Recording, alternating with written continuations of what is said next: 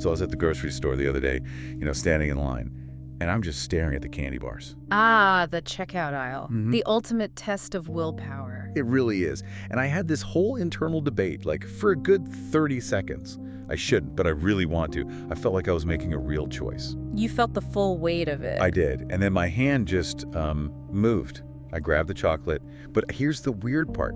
The second I did it, I had this chilling feeling that the decision was already made. Made before the debate even started. Yeah, like 5 seconds earlier, somewhere deep down. And the whole 30-second debate was just my conscious mind catching up to what was already happening. That exact feeling, that little bit of dissonance, that's what we're diving into today. Right. We all think we're the captain of the ship, standing on the bridge, giving these clear, rational orders. But what if we're not? What if that choice, the one that felt so real and conscious, what if it was just the final echo of something that started way earlier, deep in the brain? That's the challenge we're exploring. And this isn't about making you feel like you've lost control. It's actually the opposite. It's about understanding the machinery to find where your real agency is. Exactly. Welcome, listeners, to another My Mind MashUps deep dive, where we unravel mysteries, spark curiosity, and make sense of complex ideas together. And we get it. Questioning free will can feel, well, pretty uncomfortable. It touches on habits, judgments, even our ideas of morality. But looking at the limits of our minds, that's paradoxically how we can gain more control over the choices that really matter. That's the mission, sparking curiosity. Challenging assumptions. And expanding our understanding. So today, we're going to start with the neuroscience. How the brain fires before we're aware of a decision. Then we'll get into the psychology, how the mind creates a story to explain it all. We'll also look at how our environment, and especially algorithms, can shape those choices without us even noticing. And we'll end with the big question. Where does our agency, our free won't, actually live? It's going to be a fascinating journey. It is. And before we jump in, don't forget to like, share, and subscribe if you enjoy content that makes you think. Okay, so let's start with that hard science. I love this idea that we're not the CEO of our brains. Right. More like the press secretary. The press secretary, frantically trying to justify a decision that was already made somewhere else in the building. Where did that unsettling idea first get, like real proof? It really goes back to the 80s to a neuroscientist named Benjamin Libet. His work was pretty groundbreaking and controversial. What did he do? He set up this really clever experiment. He had people hooked up to an EEG, which measures brain waves, and he just asked them to do one simple thing. Just a finger. Exactly. Just flex your wrist or move a finger whenever you feel the urge. But, and this is the key part, they also had to watch a special clock and report the exact moment they felt that conscious decision. Okay, so pinpointing the moment of choice. Right. And the bombshell was this. The brain consistently showed a buildup of electrical activity. He called it the readiness potential, about 300 to 500 milliseconds before the person reported feeling the decision. So the brain was getting ready to move before the person even knew they were going to. The motor pathways were already warming up. That's a tiny fraction of a second, but it completely flips the cause and effect we assume is happening. Has modern research confirmed this? Oh, it's pushed the window way, way wider. In 2008, some researchers used fMRI scanners, which are much more advanced. And what did they find? They could predict whether a person would choose to press a button with their left or right hand up to 7 to 10 full seconds before the person was consciously aware of their choice. Wait, 7 to 10 seconds. 10 seconds. That's enough time to decide what to have for dinner. The choice is basically a foregone conclusion by the time it reaches our conscious mind. It suggests the decision isn't being made by consciousness, it's being loaded by the subconscious, and your conscious mind is just the screen where the result finally appears. Which brings us to this idea of the brain as a prediction machine, right? Exactly, a predictive processing system. Its main job isn't to react, it's to constantly predict what's going to happen next, including what you're going to do next. It's all about managing expectations. So if I'm doing something predictable, like reaching for my morning coffee, my brain just runs the program on autopilot. It minimizes prediction error. Consciousness is expensive neurologically, so the brain only really calls in the conscious mind when there's a surprise. And something doesn't go as predicted. Precisely. But this doesn't mean we're just robots. There's a really important counterpoint to all this. It's what's called free won't. The power to veto. Yes. Libet himself found this. Even though the impulse starts unconsciously, There's a tiny window, maybe 200 milliseconds before the action, where we can consciously step in and say, nope, not doing that. So we might not be the writer of the initial urge. But we're the editor. We can choose whether or not to approve it. That's a very real, very practical kind of agency. The power of inhibition.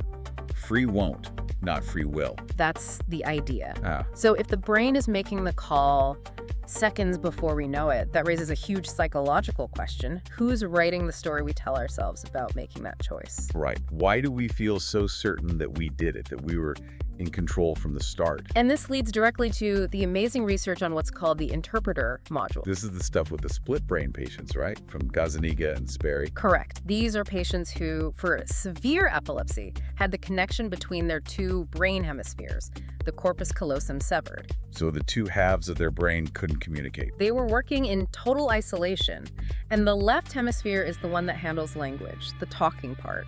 The right is largely nonverbal. Okay, so what happened? In the classic experiment, they'd flash a command, like the word walk, only to the patient's right hemisphere. The nonverbal side. So a patient would. Just get up and start walking. But when the researchers asked the patient why they were walking, the verbal left hemisphere, which never saw the command, Had no idea. it had no idea, but it never, ever said, I don't know. It would instantly make up a plausible reason. It would say, oh, I'm going to get a soda. It confabulated. It created a story on the spot to make the action seem rational and intentional. Precisely. That's the interpreter module at work. Its job is to create a seamless, post hoc narrative that makes you feel like a single, unified self who's in charge. We're designed to be rationalizers after the fact. I feel like we all do that on a smaller scale. Yeah. Gazzaniga had that great personal story about jumping away from a snake on a trail. The perfect example. The fast, instinctual part of his brain made him jump before his conscious mind even registered snake. And only later did the interpreter module chime in with, whoa, better safe than sorry, that stick looked like a snake. Exactly. The reason came after the action. It was a justification, not the cause. And this isn't just for split-second decisions. It applies to, well, a huge chunk of our lives. The autopilot of habit. Absolutely. Research by Wendy Wood suggests that something like 43% of our daily actions are pure habit. Almost half of our waking life is just running on pre-written scripts. It has to be. Consciousness is slow and it takes a lot of energy. Habits are efficient. They run on that cue, routine reward loop, deep in the basal ganglia. And that can lock us into choices we didn't consciously make, like grabbing a candy bar even when we planned to eat healthy.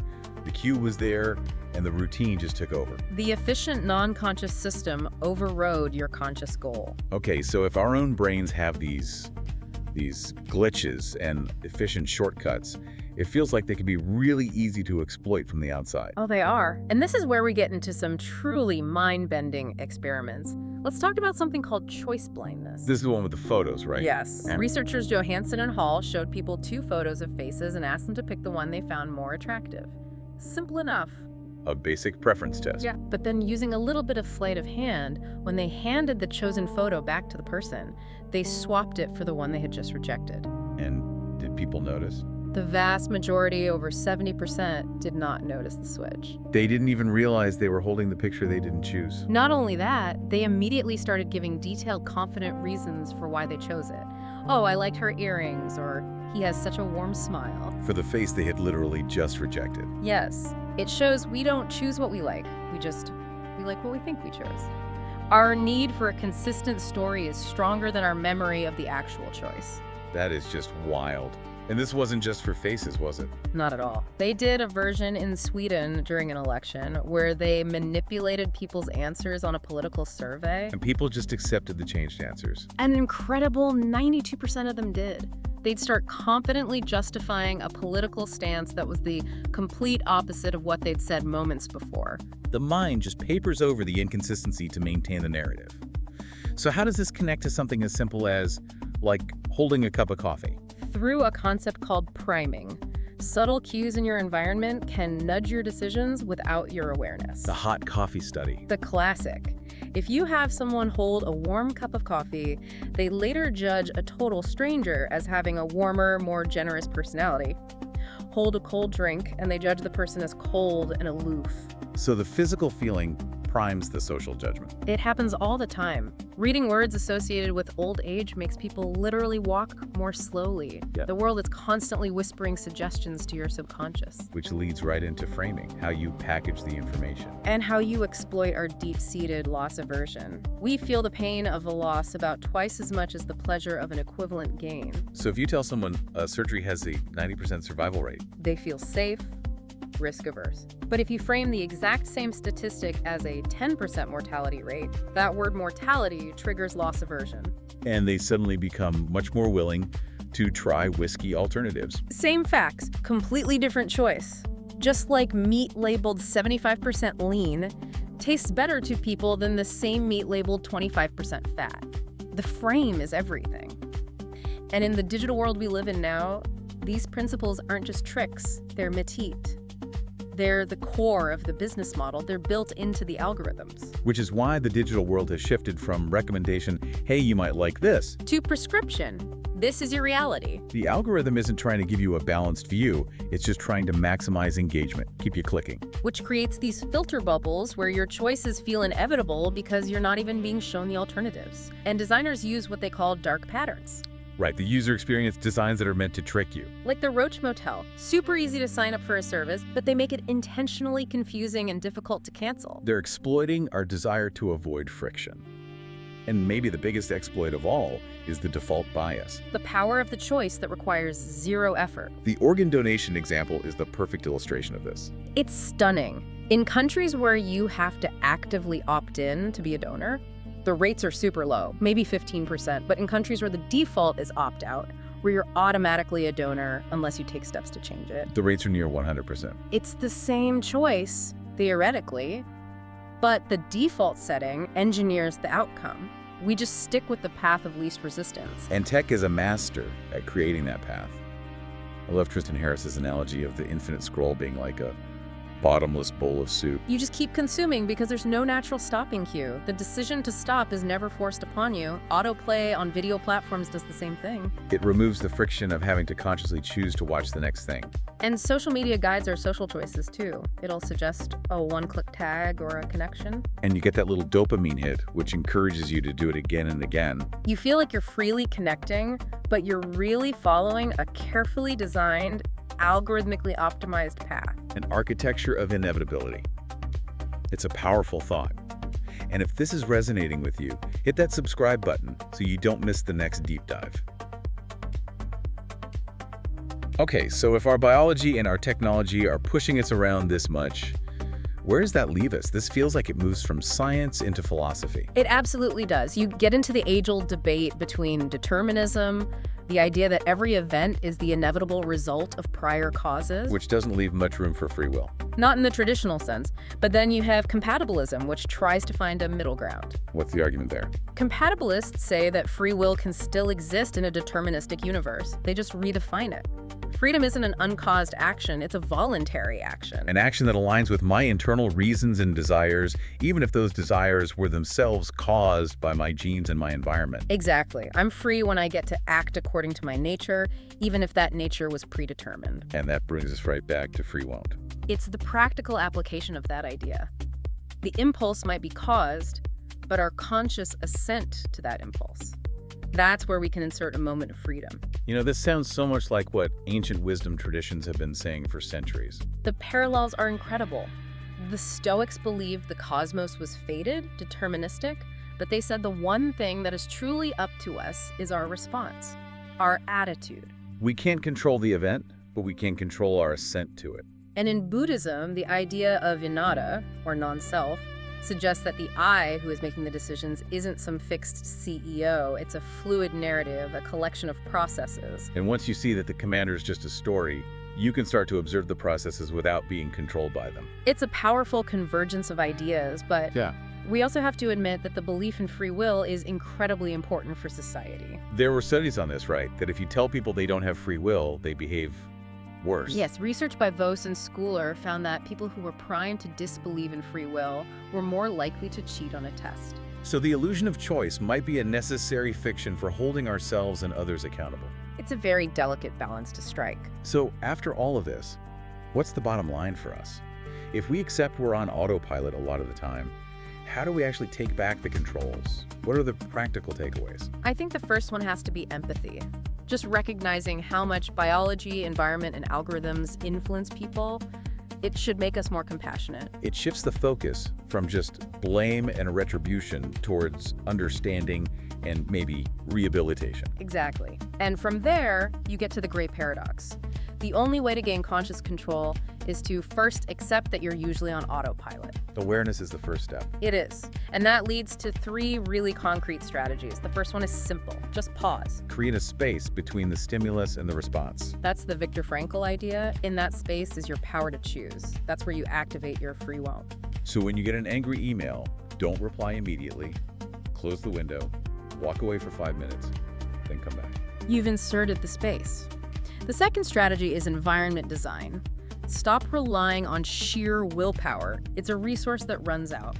So you designed your world to make good choices easier and bad choices harder. If you don't want to eat junk food, the most important decision is the one at the grocery store. Don't buy it in the first place. Remove the queue. Or if you want to be on your phone less, charge it in a different room overnight. You're adding friction to the bad habit. You're being the architect of your own choices. And finally, for the big, important decisions, you need metacognitive vigilance. Meaning, you have to consciously step in and override your brain's lazy, biased, intuitive thinking. You have to force your brain to look at the problem from a different angle. How do you do that? If you're looking at an investment, force yourself to list all the ways it could fail. If you're passionate about a political issue, spend 10 minutes arguing for the other side and really try to mean it. You're breaking the automatic frame. You're forcing a more deliberate thought process. And that combination, pause, design, and vigilance, that's how you shift from being a passive recipient of your programming to an active chooser of your life's direction. And that brings us to our final thought for you to chew on this week. It's this. If you knew that your sudden anger or that intense craving or your snap political judgment was just a chemical or algorithmic pop-up ad in your brain, would you be as likely to click on it? Thinking of those impulses as something external, as just noise, can give you that critical space to pause and decide if you really want to endorse them. We hope this deep dive helps you find that space a little more often. Drop your thoughts in the comments. Your perspective could shape our next deep dive. We always learn so much from what you have to say. Thanks so much for joining us on this one. Like, comment, and subscribe to hear more My Mind Mashups Deep Dives. Find My Mind Mashups everywhere you listen. Amazon Music, Audible, Facebook, Pocket Casts, Spotify, TikTok, and YouTube.